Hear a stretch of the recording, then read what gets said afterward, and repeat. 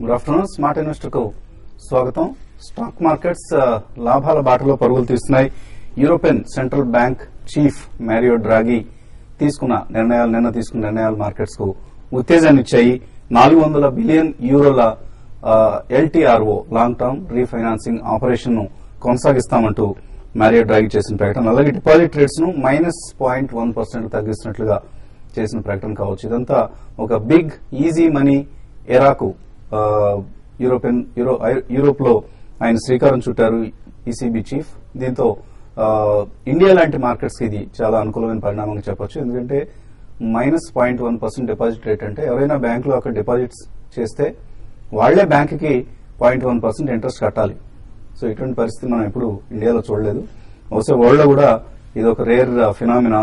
So ఇటువంటి పరిణామం కారణంగా అక్కడ ఎవరు ఇంకా బ్యాంక్స్ లో మనీ దాచుకోవడానికి సిద్ధంగా ఉండరు. అటువంటి మనీ అంతా కూడా ఎమర్జింగ్ మార్కెట్స్ అండ్ ఇండియాకు ప్రత్యేకించి అధికంగా వచ్చే అవకాశాలు కనిపిస్తున్నాయి. దీంతో మార్కెట్స్ స్ట్రాంగ్ గా ట్రేడ్ అవుతున్నాయి. అఫ్ కోర్స్ మన దగ్గర ఆల్రెడీ ఒక బిగ్ బుల్ రన్ కొనసాగుతోంది. దానికి ఇటువంటి నిర్ణయాలు కూడా ఆజ్యం పోస్తున్నాయి. And oil and gas stocks lead చేస్తున్నాయి వాటి ర్యాలీని. ఎల్పీజీ కెరోసిన్ కి సంబంధించిన సబ్సిడీ భారాన్ని తగ్గిస్తాయి.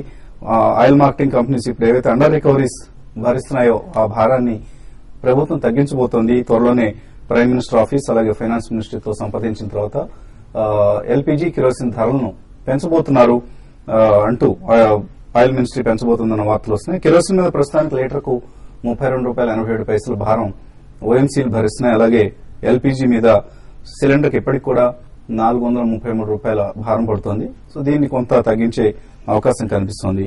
దీంతో ఇవాళ ఓఎన్జీసీ మోర్ దాన్ 7% లాభంతో ట్రేడ్ అవుతోంది. అండ్ ఆల్మోస్ట్ 8% లాభంతో ట్రేడ్ అవుతుంది. ఓఎన్జీసీ 453.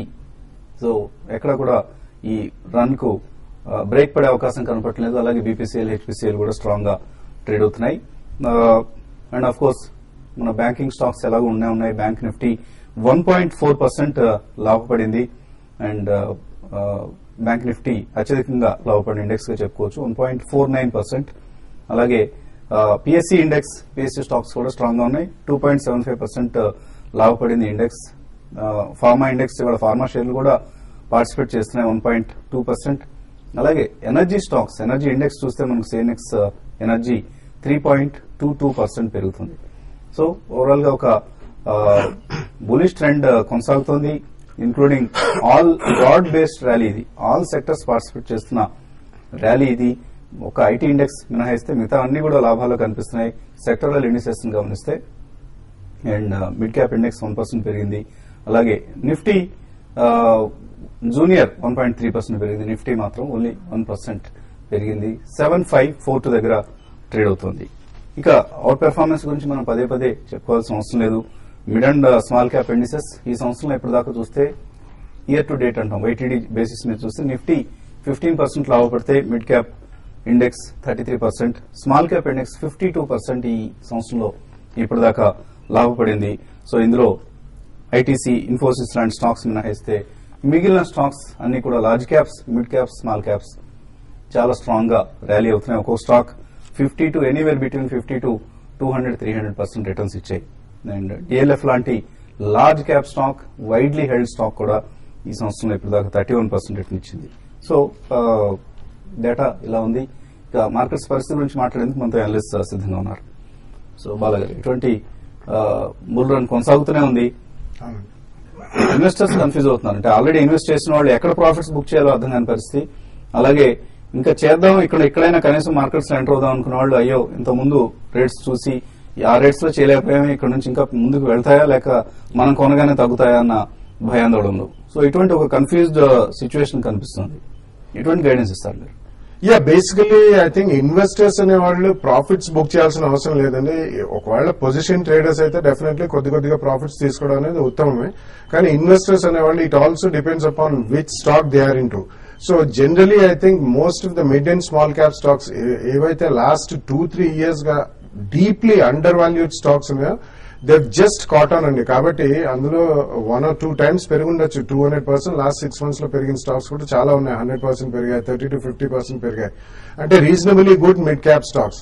కానీ ఇది ఇక్కడి నుంచి మనం గత last 12 months trailing 12 months results చూసుకోకుండా definitely going far next 2-3 years performance మీద జనాలు కొంటున్నారండి. సో ఎవరు కూడా భయపడాల్సిన అవసరం లేదు. I think if somebody wants to buy they can definitely by.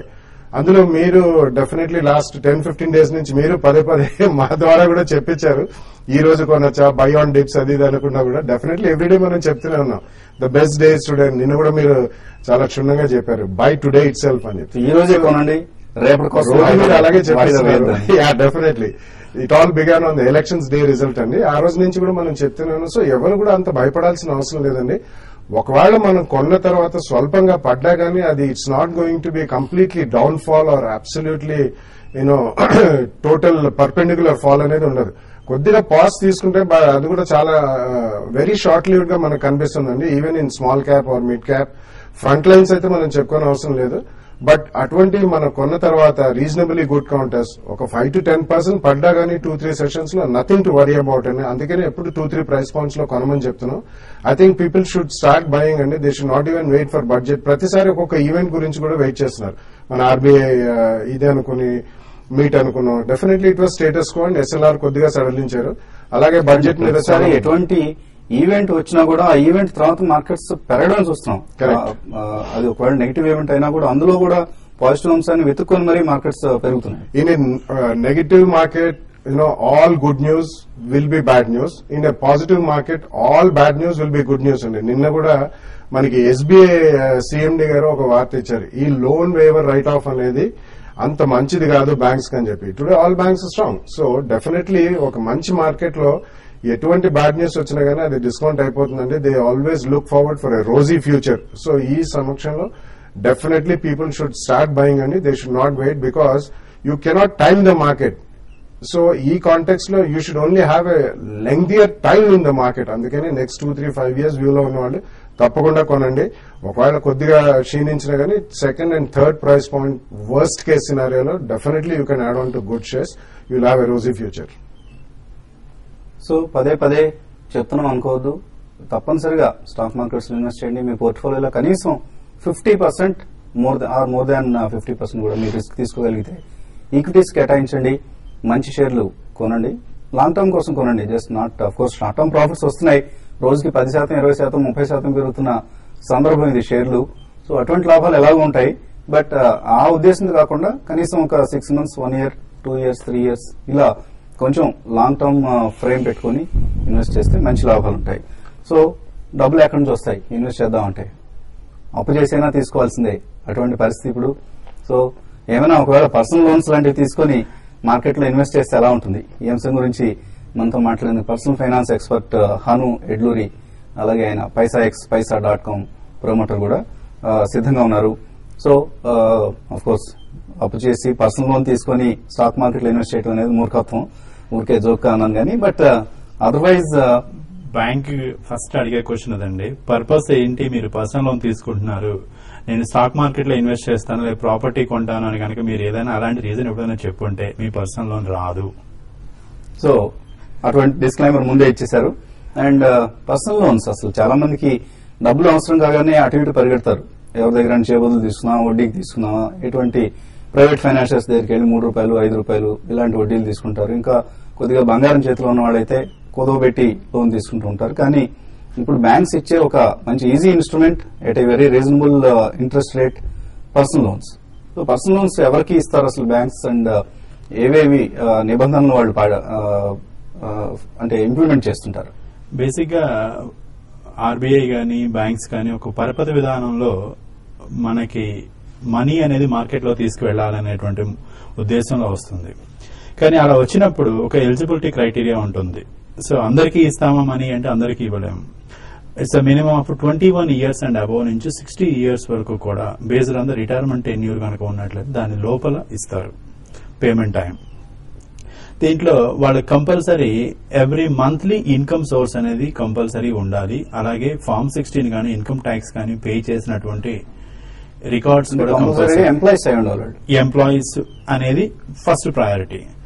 Second, లేదు నాకు సెల్ఫ్ నాకు ప్రొఫెషనల్, నేను సెల్ఫ్ ఎంప్లాయిడ్ ప్రొఫెషనల్ అంటాము, అలాగే సెల్ఫ్ ఎంప్లాయిడ్ నాన్ ప్రొఫెషనల్ అని చెప్పేసి నాకు వేరేగా నాకు ఒక బిజినెస్ ఉంది అంటే దాన్ని సెల్ఫ్ ఎంప్లాయిడ్ నాన్ ప్రొఫెషనల్ కింద ట్రీట్ చేస్తాము. అలాగే డాక్టర్స్ కానీ లేకపోతే ఒక చార్టర్డ్ అకౌంటెంట్స్ కానీ వీళ్ళందరినీ ప్రొఫెషనల్ కింద ట్రీట్ చేస్తాము. వీళ్ళకు కూడా బిజినెస్ లోన్స్ ఇస్తుంది. వీటికి ఇచ్చే లోన్స్ ని బిజినెస్ లోన్స్ అంటాము. కానీ ఇక్కడ బిజినెస్ లోన్స్ లో కానీ ఎక్కడైనా సరే కాన్స్టెంట్ గా ఇన్కమ్ ఉంది, లాస్ట్ 3 years స్టేబుల్ గా ఉంది, ఇన్కమ్ సోర్స్ ఇది, నా ఐటీఆర్ ఇది నాకు అనేటువంటిది కంపల్సరీ మ్యాండేటరీగా ఎలిజిబిలిటీ క్రైటీరియా అండి. So whether it is employee కానీ, సెల్ఫ్ ఎంప్లాయిడ్ ప్రొఫెషనల్ కానీ, సెల్ఫ్ ఎంప్లాయిడ్ నాన్ ప్రొఫెషనల్ కానీ, ఈ 3 కేటగిరీస్ లో ఆర్థిక అవసరాలకు ఇమీడియట్ గా బ్యాంక్స్ నుంచి మీకు వెసులుబాటు 13 నుంచి 18%, 20% వరకు కూడా ఇంట్రెస్ట్ రేట్ లో మీకు లభ్యం. 13% దగ్గర కూడా పర్సనల్ లోన్ ఇస్తారు. 13% దగ్గర కూడా ఇస్తారు. పబ్లిక్ సెక్టర్ బ్యాంక్స్ లో, ప్రైవేట్ సెక్టర్ బ్యాంక్ లో కూడా ఇస్తారు. సో 13% దగ్గర ఇచ్చేటప్పుడు అసలు ఇంట్రెస్ట్ రేట్ ని ఏమేమి డిసైడింగ్ ఫ్యాక్టర్స్ ఏంటి, అసలు ఎంత లోన్ అమౌంట్ వరకు ఇస్తారు, నాకు శాలరీ నెట్ టేక్ హోమ్ ఎంత ఉంది, పర్ మంత్ 1 లక్ష రూపాయలు కనుక ఉన్నట్లయితే కొన్ని టార్గెటెడ్ కంపెనీస్ కి బ్యాంక్స్ ఏం చేస్తాయంటే స్పెషల్ ఆఫర్స్, స్పెషల్ ప్రమోషన్స్ ఇస్తాయి. దాంట్లో ఇన్ఫోసిస్ లాంటి కంపెనీ ఎంప్లాయీ కనుక అప్లై చేసినట్లయితే వాళ్ళకి 20 రెట్లు కూడా వాళ్ళ నెట్ టేక్ హోమ్ కి ఇస్తుంది. సరే, ఇన్ఫోసిస్, విప్రో, టీసీఎస్ లాంటి కంపెనీలు కంటే బ్యాంక్సే వాళ్ళకి కాల్ చేసి ఇస్తూ ఉంటాయి. మనం మాట్లాడేది ఎక్కువగా మనకు అవసరం ఉంటుంది కానీ బ్యాంకు ఇవ్వడానికి సందేహిస్తూ ఉంటుంది. సో వీళ్ళకి వచ్చేటప్పటికి కనీసం కనుక 20,000 పైన కనుక శాలరీ ఉండి కంపెనీ లిస్టెడ్ కాకపోయినా కూడా, కంపెనీ లిస్టెడ్ కంపెనీ అనే కావాలి అనే లేదు, లిస్టెడ్ కంపెనీ కాకపోయినప్పుడు కూడా వీళ్ళకి కూడా కనీసం 20,000 శాలరీ ఉన్నట్లయితే మంత్లీ వాళ్ళకు కూడా లోన్ ఎలిజిబిలిటీ వస్తుంది. అది కాకుండా నేను సెల్ఫ్ ఎంప్లాయిడ్ ప్రొఫెషనల్, వీళ్ళకి ఎంత ఎన్ని టైమ్స్ ఇస్తారు? 10 times వరకు ఇస్తారండి. సో ఒక 20,000 రూపీస్ నెలకు సంపాదించే వ్యక్తికి 2 లక్షల రూపాయలు 2 లక్షల వరకు వస్తుంది. ఫిక్స్డ్ పీరియడ్ ఎంత ఉంటుంది? ఎంత పీరియడ్ లోగా పీరియడ్ అనేది మినిమం 2 years నుంచి 1 year కూడా పే ఆఫ్ చేసుకోవచ్చు. 1 year నుంచి 5 years is the maximum tenure అండి. సో దీంట్లో ఎవరైనా సరే తక్కువ టెన్యూర్ తీసుకున్నట్లయితే వాళ్ళ వచ్చే ఆదాయంలో ఎక్కువ మొత్తం వాళ్ళు ఈఎంఐగా పే చేయాల్సి ఉంటుంది. కాబట్టి ఏం చేస్తారంటే మీకు ఫిక్స్డ్ ఆబ్లిగేషన్ ఇన్కమ్ రేషియో అని చెప్పి క్యాలిక్యులేట్ చేసి ఇస్తారు. సో ఆ ఇచ్చేటప్పుడు ఆ లాంగ్ టర్మ్ తీసుకొని అన్నప్పుడు మాత్రం మీకు ఎక్కువ మొత్తంలో ఎలిజిబిలిటీ వస్తుంది. లేదు, నేను తీసుకున్నాను, ఇప్పుడు 5 years తీసుకున్నాను కానీ నేను పే ఆఫ్ చేయాలి అనుకున్నాను, అలాంటప్పుడు బ్యాంక్స్ 4 to 5% వరకు కూడా చార్జ్ చేస్తాయి. దాన్ని ప్రీ క్లోజర్ చార్జెస్ కింద. చార్జెస్ హౌసింగ్ లోన్స్ లాంటి వాటిని తీసేశారు. హౌసింగ్ లోన్ దాన్ని తీసేశారు. ఆర్బీఐ పర్సనల్ లోన్స్ మీద కూడా తీసేయమని చెప్పి అడగడం జరిగింది. బ్యాంక్స్ వర్క్ చేస్తున్నాయి. Very soon it is going to change, regulation రాబోతుంది. ఇన్ఫాక్ట్ 13% దగ్గర కనుక వాళ్ళు నిజంగానే లోన్ సంపాదించగలిగితే ప్రీ క్లోజర్ అవసరం లేదు, మా మార్కెట్స్ లో ఇన్వెస్ట్ చేస్తే డెఫినెట్ గా ఎక్కువ రిటర్న్స్ వస్తాయి, చేతిలో డబ్బులు వెసులుబాటు కనుక కలిగితే. సో మరిన్ని అంశాలు చర్చించే ముందు చిన్న బ్రేక్ తీసుకున్నాం. అలాగే పర్సనల్ లోన్ సంబంధించిన మీకు ఏవైనా పూర్తి సమాచారం కావాలంటే www.paisaxpaisa.com ఈ సైట్ లో మీకు బోలెడంత సమాచారం ఉంటుంది. In addition to personal loans ఇతర పర్సనల్ ఫైనాన్స్ అవసరాలు అన్నిటికి సంబంధించిన సమాచారం ఉంటుంది. సో లాగాన్ అవ్వండి www.paisaxpaisa.com. చిన్న బ్రేక్ తీస్తున్నాం ఇప్పుడు.